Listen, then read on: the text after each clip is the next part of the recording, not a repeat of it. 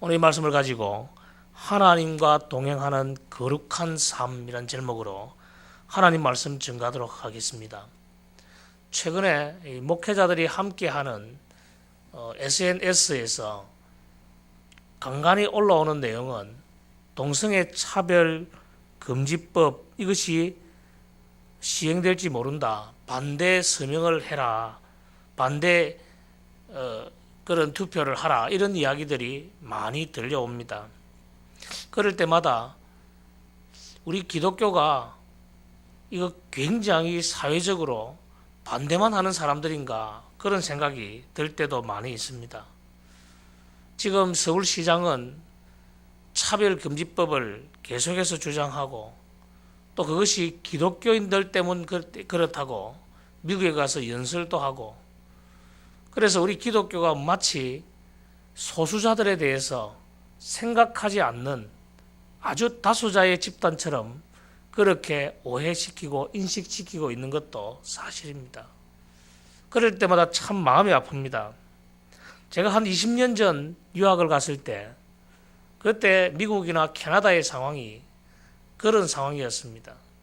저를 지도하는 교수님들도 자꾸 동성애 모임에 데리고 가는 겁니다.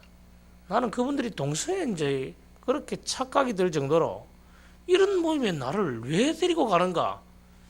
그분들이 썼던 글을 또 읽어보면 동성애는 굉장히 하나님이 싫어하시는 것이지만 그런 사람들도 구원받을 대상이다. 이걸 뭐 어쩌자는 말인가? 저는 굉장히 그때 의문이 들었고 그 당시 한국적인 사고만 해도 그런 것은 굉장히 혐오스럽고 구역질 나는 일로 그렇게 여겨졌습니다. 그러나 지금 그 물결이 굉장히 거세게 다가옵니다. 동성애에 대한 것. 만약에 우리가 그것을 허물어 버리면은 우리 주변의 동성애자들을 굉장히 쉽게 만나보게 될 것이고 우리의 자녀들도 언제 어느 순간에 동성애자로 바뀔지 모릅니다.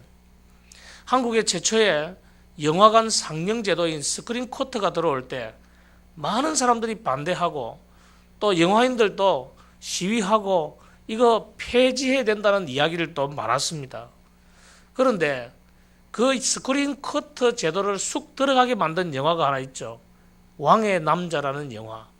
그 영화가 굉장히 인기가 있으면서 스크린 커트와 상관없이 영화를 잘 만들면 된다. 그런 인식을 주었습니다. 그때 왕의 남자가 나왔을 때 사람들의 반응은 굉장히 한국스러운 영화다. 한국의 문화를 세계에 알리는 영화다. 소외되었던 사람들, 그 왕실에 있던 광대들 또는 거기에 있었던 내시들을 부각시키는 그런 영화다. 뭐 좋은 이야기들이 굉장히 많았습니다. 그러나 그때 그 영화 속에 위험적 요소가 굉장히 많았잖아요. 동성애의 역사성, 즉 다시 말해서 우리나라의 왕실에서부터 동성애가 자연스럽게 있었다. 그걸 선전하고 젊은이들에게 여성적 남성상을 부각시키고 조선시대의 그 궁궐이 얼마나 문란하고 오락적인 면만에 치중했는지 조선시대의 궁궐이 정치를 제대로 하지 않았다는 그런 면들을 부각시키는 굉장히 위험한 요소가 많았던 영화입니다. 가장 큰 문제는 뭐니 해도 동성애를 자연스럽게 부각시켰다는 겁니다. 그러나 성경은 지속적으로 말씀하시기를 하나님은 동성애를 싫어하신다는 겁니다. 오늘 본문을 보면 종에 대한 규례도 나오고 창기와 남창에 대한 금지도 나오고 동족에게 이자를 받고 구워주지 말 것을 명령하시고 또 서운한 것은 반드시 갚아야 하고 이웃의 소산은 도둑질하지 말라 강력하게 이야기합니다. 이 말씀 속에서 우리가 하나님과 동행하는 거룩한 삶을 살기 위해서 이 말씀을 구체적으로 한번 살펴보면서 어떻게 적용해야 될지 말씀을 나누기를 원합니다. 제일 먼저 우리에게 주장하는 것은 난민을 보호하라라고 합니다. 하나님은 주인의 불공정한 학대를 견디다 못해서 도망친 노예를 보호하라고 하십니다. 그리하고 그 도망친 노예가 선택하는 그곳에 거할 수 있도록까지 해주셨습니다. 하나님은 보호받을 것이 없는 종을 보호하는 그 의무를 하나님의 백성들에게 주셨습니다. 이것이 바로 오늘날의 국제법의 모토가 되었습니다. 무려 3,500년 전에 제정했던 그 법이 지금 한치의 오차도 없이 시행되고 있다는 것, 이게 얼마나 놀라운지 모릅니다. 여러분, 지금도 지구상 곳곳에서는 난민들이 너무나도 많습니다. 레바논에 거주하고 있는 시리아의 난민들, 또 쿠르드족 난민들, 특별히 우리나라는 동족이 난민이 되어서 중국과 세계各지에 떠돌아다니고 있는 탈북민들이 있지 않습니까? 우리가 그들을 어떻게 생각해야 될 것인지를 말씀해 주는 내용입니다. 우리는 편안하게 사니까 그들의 어려움에 대해서는 관심도 없겠지만 하나님은 그들에게 도움을 주고 그들을 위하여 섬기고 그들을 보호하라고 말씀하고 있습니다. 하나님의 말씀은 시대를 초월하는 놀라운 말씀입니다. 하나님과 동행하는 거룩한 삶은 언제나 우리가 어려움에 처한 사람들을 보호하라는 겁니다. 저는 부산에 있을 때 그때 탈북했던 한 여인을 제 교구속에 있으면서 함께 신방하고 이야기를 들어봤는데 항상 겁에 질려 있는 눈이고, 그 이야기를 들어보면 저는 뭐 소설 같았어요.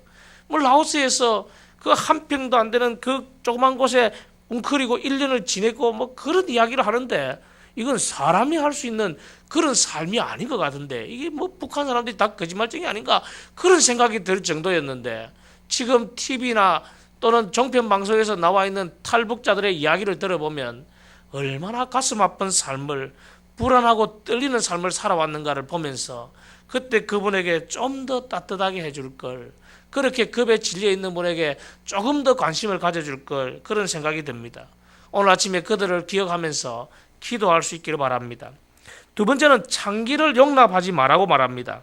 율법은 이스라엘 사회에 용납되어서는 안 되는 사람들을 거론합니다. 창기와 남창들이죠. 성적 타락을 조장하는 이 사람들은 거룩한 공동체에 결코 용납될 수가 없습니다. 결국 그런 사람들이 번 돈은 어떤 서원이나 재물로도 사용할 수 없었습니다. 하나님은 이와 같이 불의한 방법으로 번 돈을 결코 용납하지 않습니다. 부정한 사업체 하나님 싫어하십니다. 투기나 탈세도 하나님 싫어하십니다. 노동 착취로 번 돈도 하나님 기뻐하지 않습니다. 성도 여러분, 정말 하나님 앞에 깨끗하게 살아가는 복된 성도들이 되시길 바랍니다. 저는 한때 제 대학 선배 중에 한 분이 다니는 교회 이야기를 들은 적이 있습니다.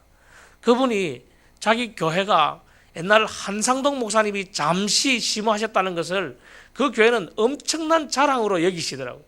그렇게 큰 자랑거리가 있는 그 교회에서 있었던 이야기인데, 그 교회 권사님 한 분이 광안리에서 큰 사업을 하고 계시는데 그 사업이 매춘이었습니다. 고급 매춘 사업. 그러니까 그 매춘으로 권사님이 굉장히 많은 돈을 벌으시고, 또 교회에도 아주 권사님으로 대접받으시고 미모도 너무 뛰어나서 모든 사람들이 좋아하는 그런 권사님이었다는 겁니다. 어느 날 그 권사님이 은혜를 받고 자기 매춘 직업을 하고 있는 종업원들을 전도해서 교회로 데리고 오게 된 겁니다. 그날 뭐 교회 안에 놀라운 일이 벌어졌답니다. 그분들이 오니까 뭐 굉장히 아름답잖아요. 그 매춘하는 분들이 자기 몸을 가꾸고 이렇게 잘하니까 교회 들어올 때부터 뭐 주목의 대상이 되었는데, 더 놀라운 것은 그 교회 장로님들, 안수 집사님들이 그 교회 그 집에 단골인 사람들이 너무 많았다는 겁니다. 어머 오빠 난리가 났다는 겁니다. 교회에서. 세상에 그런 이야기를 들으면서 제가 아우 이 큰일이다. 정말 한국 교회가 큰일이다, 그런 생각을 한 적이 있습니다. 하나님 그런 것을 기뻐하지 않습니다. 세 번째로 하나님 우리에게 주시는 말씀은 연약한 이웃을 사랑하라는 겁니다. 하나님의 형제들에게 돈을 구워줄 때 이자를 받지 말라라고 하십니다. 그리고 그것은 나그네와 고아, 과부와 그런 약자에 대한 보호와 더불어서 경제적인 측면에서도 연약한 이웃을 사랑하라는 말씀이죠. 아울러 가난한 자들이 굶주려 있을 때 포도원에서 또 곡식밭에서 그릇에 담거나 낫으로 다 베어지지 않는 그런 한도 내에서 배불리 먹고 손으로 곡식을 수확할 수 있도록 그들에게 자비를 베풀어 주라고 말씀합니다. 여러분, 저는 이런 내용을 들으면서 느끼는 것은 하나님께서 연약한 이웃을 사랑하고 도와주라는 명령을 우리에게 주셨습니다. 여러분, 하나님과 동행하는 거룩한 삶은 도움을 베풀고 자비를 베푸는 것입니다. 내가 쓸 것도 모자라는데 아닙니다. 우리는 충분히 풍요롭게 살고 있지 않습니까? 조금이라도 자비를 베풀 때 하나님은 그것을 기뻐하십니다. 우리 주변에는 연약한 이웃들이 너무 많습니다. 그들에게 도움을 베풀 수 있는 이 겨울이 될 수 있기를 바랍니다. 마지막 네 번째는 서원을 지키라고 하십니다.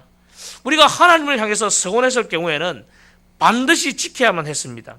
서원을 하고도 지키지 않는다면 그것은 하나님을 조롱하고 기만하는 행위가 됩니다. 전도서 5장 4절 5절은 이렇게 말합니다. 내가 하나님께 서원하였거든 갚기를 더디게 하지 말라. 하나님은 우매한 자들을 기뻐하지 아니하시나니 서원한 것을 갚으라. 서원하고 갚지 아니하는 것보다 서원하지 아니하는 것이 더 나으니 차라리 서원 안 하는 것이 더 낫다라고 말하죠. 서원한 사람은 그것이 해로울지라도 반드시 지켜야 했습니다. 시편 15편 4절은 이렇게 이야기합니다. 그의 눈은 망령된 자를 멸시하며 여호와를 두려워하는 자들을 존대하며 그의 마음에 서운한 것은 해로울지라도 변하지 아니하며.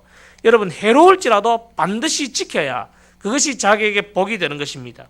하나님은 약속을 쉽게 하고 쉽게 어기는 이 시대에 당신의 백성을 향해서 신실할 것을 요구하고 계십니다. 제가 강도사 시절에 어느 목사님과 논쟁한 적이 있습니다. 지금은 그분은 개혁주의 신학으로 전 세계의 교회에 강의도 다니시고 또 많은 분들에게 영향을 미치는 목사님 중에 한 분입니다. 그런데 우리 교단의 한 노회에서 그분을 제명한 사실이 있습니다. 그 제명했을 때 그분은 굉장히 똑똑했는데 미움을 받는 것으로 많은 분들이 이야기하더라고요. 그분의 주 문제가 무엇이냐면 주일 성수와 11조의 문제였습니다. 오해할 수 있도록 만들어 주었어요. 주일 성수는 할 필요가 없다. 매일매일이 주일이다. 11조, 그것은 강제적 법률 규정이지 11조는 할 필요가 없다. 우리는 10의 5조라도 드려야 된다. 말은 그럴싸하지만은 우리 성도들에게 그런 무거운 짐을 지는 것은 옳지 못했습니다. 그래서 제가 그분에게 그때 강도사 때 공격적으로 쓴 글이 하나 있습니다. 하나님 앞에 목사 안수 받을 때 서원했던 그 내용을 왜 지키지 않습니까? 라는 이야기를 했습니다. 교단의 헌법을 지키겠다고 서원하지 않으셨습니까? 그렇다면 끝까지 지켜야 될 것 아닙니까? 그렇게 공격을 했는데 그분을 추종하는 수많은 목사들이 저보고 강도사 너 삭수가 노랗다. 너는 앞으로 목사가 잘 되는가 보자. 서리기 같은 그런 강도사야. 온갖 공격을 다 받았습니다. 그러나 저는 이 마음이 변함이 없습니다. 하나님 앞에 서원한 것은 그것이 내게 해로울지라도 지켜야 한다. 성도 여러분, 오늘 우리 하나님께서 우리에게 주시는 말씀을 가지고 한번 기도하기를 원합니다. 하나님과 동행하는 거룩한 삶을 살게 해 주옵소서. 우리 주변의 난민들을 생각하면서 그들을 위하여, 탈북자를 위하여, 난민들을 위하여 기도하는 저희들 되게 해달라고. 또 그들을 위하여 기도합시다. 또한 창기를 용납하지 않는, 아이고 그 불쌍하니까 괜찮지 그 정도야. 그거 아닙니다. 부정한 것 하나님 기뻐하지 않습니다. 우리 주변에 부정한 것 다 없애달라고. 우리 이웃을 생각하면서 연약한 이웃을 사랑하는 마음으로 그들을 위하여 기도합시다. 또한 내가 서원한 것, 세례받을 때에 서원한 것들이 얼마나 많습니까? 하나님 앞에 약속한 것들 반드시 지키는 신실한 하나님의 백성이 되게 해달라고 기도하는 저와 여러분 되시기를 주의 이름으로 축원합니다.